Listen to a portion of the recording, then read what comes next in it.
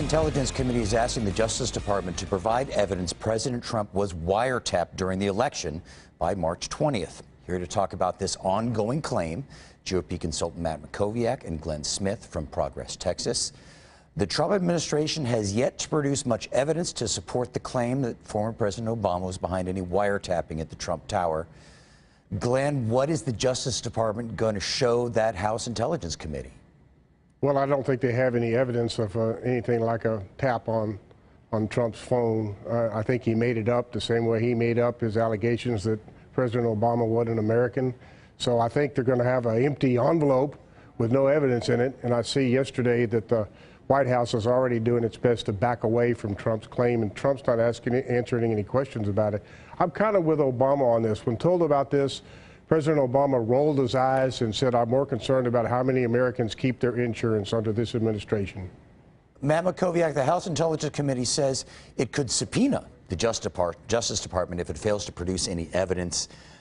What's the next move for the Justice Department here?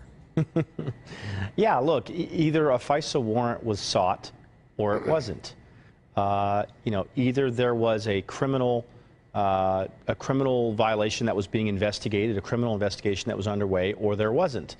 And so, well, we're going to know the facts here sooner or later, one way or the other. I don't think President Trump's tweet was correct. I don't think that he should have presented it in that way without evidence. If there is evidence, and he would be one to have the evidence, he can declassify any information that he chooses to declassify. That said, I am pleased the House Intelligence Committee and the Senate Intelligence Committee are both already investigating a number of issues related to Russia's interference in our election, related to some of the classified leaks that we've seen in the last few months, and also related to this allegation that President Trump has made. So we'll see what the Justice Department does going forward. The Hill is going to get this information one way or the other.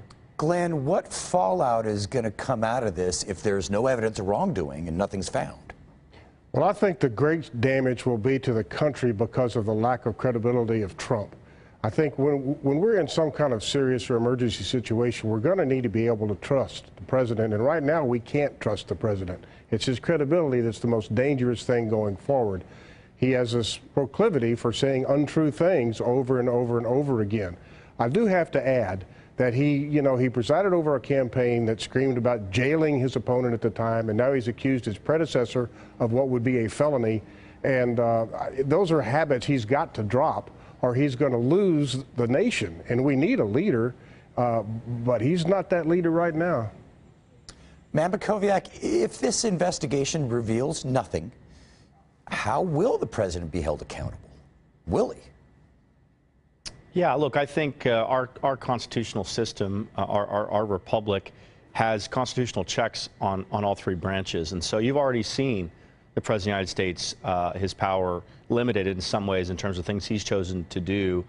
But there's also public opinion, and I think that plays a role here as well. The weaker you are with public opinion, the less political capital you have on Capitol Hill. And if President Trump wants to get his major agenda items through Capitol Hill, he's going to need 60 votes. For most of them, there's only 52 Republicans, so he's going to need 8 Senate Democrats.